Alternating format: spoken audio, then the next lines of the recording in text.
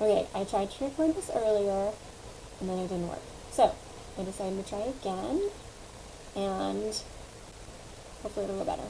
Everybody that visited live earlier, though, you got to hear my mess-ups. We'll see if I do it again. Okay, so this is a picture book of Amelia Earhart by David A. Adler, illustrated by Jeff Fisher. Amelia Earhart, one of my favorites. So I'm going to give you some links at the end so you can go do some research on it, because that's what you should be doing. A picture book of Amelia Earhart. Amelia Earhart was born in Atchison, Kansas on July 24th, 1897. Her parents were Edwin Earhart, a lawyer for a railroad, and Amy Earhart, the daughter of a wealthy judge. In 1900, the Earharts had a second daughter, Muriel.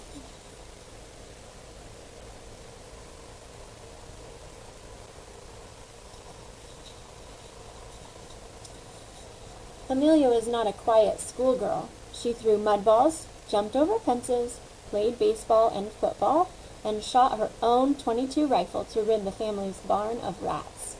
When she was 7, she made her own roller coaster using fence rails and a pair of old roller skates.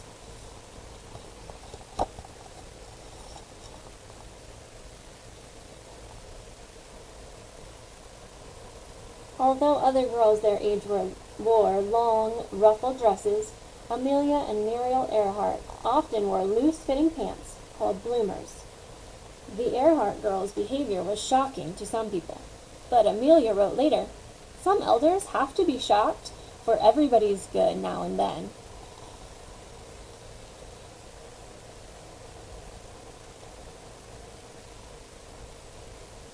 Shock. Wearing those bloomers, pants, the bloomers. Girls weren't supposed to wear. Amelia was 11 years old when she first saw an airplane. It was 1908, 5 years after the Wright brothers made the first successful flight. Amelia wrote later that at the time she thought it was just a thing of rusty wire and wood, not at all interesting.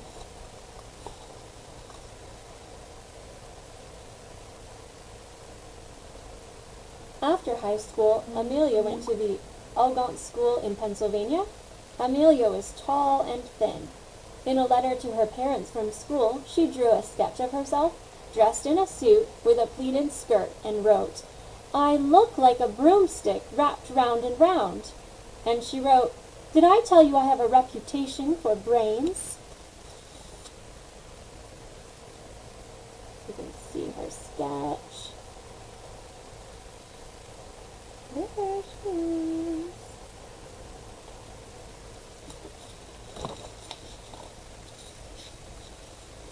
Amelia spent Christmas 1917 with her sister in Toronto, Canada. There she saw soldiers who had returned from the First World War. Years later, she wrote, "For the first time, I realized what the World War meant.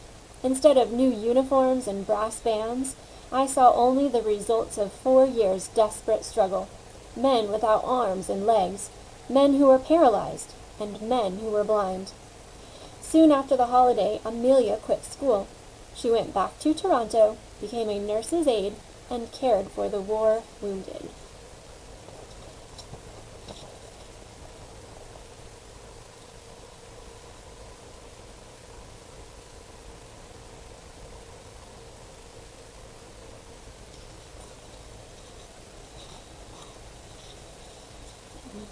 While Amelia was in Toronto, she went to a nearby airfield and had another look at airplanes. Some years later, she explained that, though I had seen 1 or 2 at country fairs before, that was county fairs. Though I had seen 1 or 2 at county fairs before, I now saw many of them. I hung around in my spare time and absorbed all I could.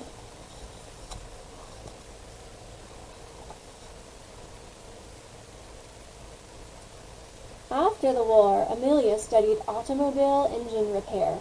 The next year, she took courses in New York City at Columbia University and Barnard College. At first, she was preparing to study medicine. Later, she decided to do medical research.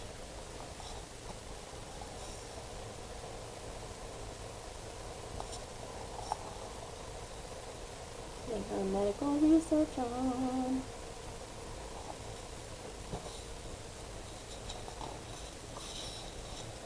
After the school year ended, Amelia went to be with her parents, who had moved to California. On Christmas Day, 1920, she went to an air show, and 3 days later, she paid $1 for a 10-minute airplane ride. As soon as I left the ground, she wrote later, I knew I myself had to fly. In January 1921, Amelia took her first flying lesson. In July, she bought her first airplane. She paid for the lessons and airplane with money she earned working for the Los Angeles Telephone Company, and with money given and loaned to her by her mother and sister. Flying wasn't as safe then as it is today. Airplanes were powered by small engines. Amelia had several crash landings. Once she was thrown into an open field. Another time, her airplane turned over in heavy rain, and Amelia, held in by her safety belt, hung upside down.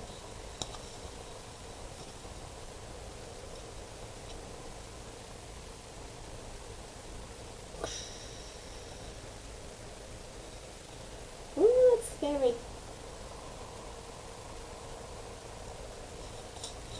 Not as safe as today. In 1924, Amelia's parents divorced. She sold her airplane and bought a yellow sports car and drove her mother east to their new home in Medford, Massachusetts. Sam Chapman, a chemical engineer, followed Amelia east. Chapman wanted Amelia to marry him, but Amelia refused to become what she called a domestic robot. At the time, she said, I don't want to marry anyone.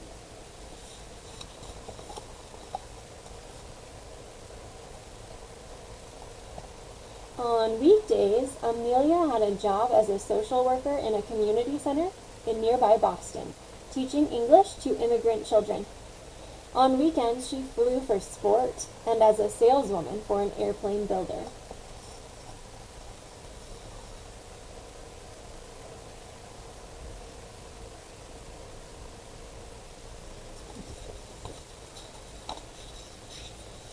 In May 1927, Charles Lindbergh became the first to fly across the Atlantic Ocean. The next year, Amelia Earhart became the first woman to make the flight. She was co-passenger aboard an airplane named Friendship. In June 1928, Amelia, Bill Stultz, and Slim Gordon climbed into the Friendship. It was painted orange, so it would be easy to find in case of an accident, and was fitted with pontoons, so if they couldn't complete the trip, they could land on the ocean. Before the trip, Amelia telegraphed her mother, Don't worry, no matter what happens, it will have been worth the trying. While Stultz flew the plane, Amelia checked maps and kept a record of their speed and altitude. She also looked out the window at clouds she described as marvelous shapes in white. She was, she wrote, gulping beauty. On June 18, 1928, after 20 hours and 40 minutes in the air, the plane landed in the water, in the harbor of Bury Port, Wales. Amelia described the flight as a grand experience, but since she didn't pilot the plane, she said she felt like baggage.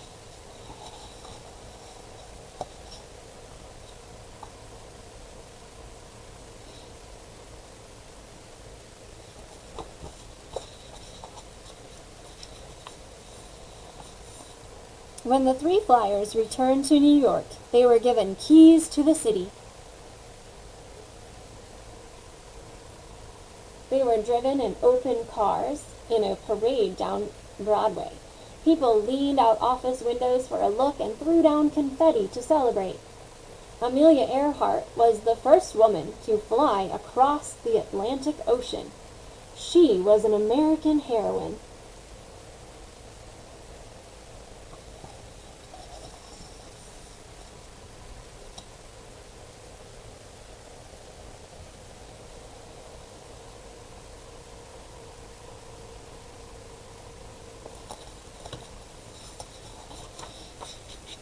Amelia Earhart wrote a book and newspaper and magazine articles.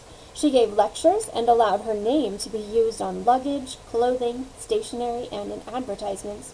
In her speeches, she spoke against war and for the rights of women. Her schedule and endorsements were managed by her book publisher, George Putnam. On February 7, 1931, Putnam became more than her publisher. He became her husband. Early the next year at breakfast, Amelia told him she wanted to fly across the Atlantic Ocean again.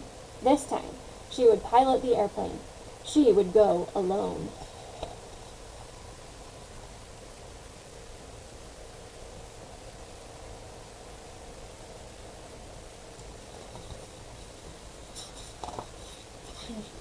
Amelia Earhart took off in a red and gold single-engine airplane from Harbor Grace, Newfoundland, on May 20th, 1932. She flew through strong winds, heavy rain, and thick clouds, often with the wings and windshield of her airplane covered with slush and ice, until she landed the next afternoon in a pasture in Londonderry, Northern Ireland. She said later that her landing frightened all the cows in the neighborhood. "Have you come from far?" the first person to see her asked. "From America," Amelia Earhart told him. "Have you now?" the man said, not sure he could believe her. Ooh.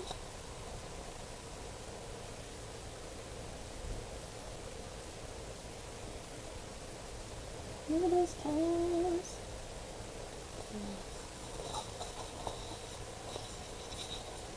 With this flight, Amelia Earhart became the very first woman, and just the second person after Charles Lindbergh, to fly alone across the Atlantic Ocean. She became one of the most celebrated people of her time. In June, President Herbert Hoover presented her with a gold medal, one of many awards she received for her great achievement. He called her a pioneering woman. Amelia Earhart said she just hoped her flight has meant something to women in aviation. It did. Amelia Earhart's many daring adventures meant a lot to women in all fields. Amelia Earhart had other flying adventures. In January 1935, she became the first to fly from Hawaii to California. With that flight, she also became the first to fly alone across both the Atlantic and Pacific Oceans. In April, she became the first to fly alone from Los Angeles to Mexico City.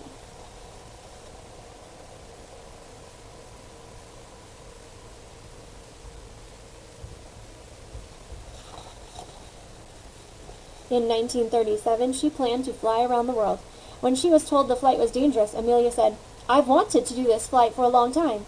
If I should pop off, it will be doing the thing I've always wanted to do." On June 1st, 1937, Amelia Earhart and her navigator, Fred Noonan, began the trip. They flew from Miami, Florida, to San Juan, Puerto Rico. They flew to South America, then to Africa, India, Burma, Thailand, Singapore, Indonesia, Australia, and New Guinea. They had gone more than 3/4 around the world. On July 2nd, they took off from Lae, New Guinea, for Howland Island, a tiny island in the vast Pacific Ocean. They never made it. Amelia Earhart and Fred Noonan disappeared somewhere in the Pacific Ocean. There was an enormous search, but they were never found.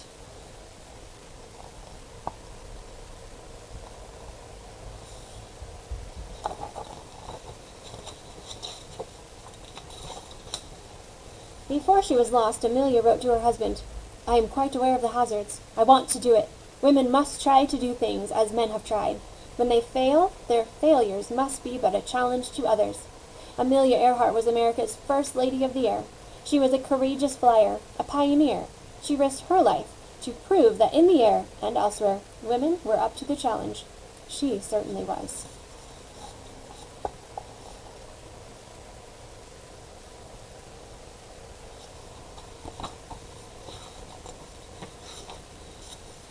So now I'm going to leave a link at the bottom and some extra information about, theories about what happened to Amelia Earhart. But I want you to research for yourself and then let us know in the comments what you think happened to Amelia Earhart.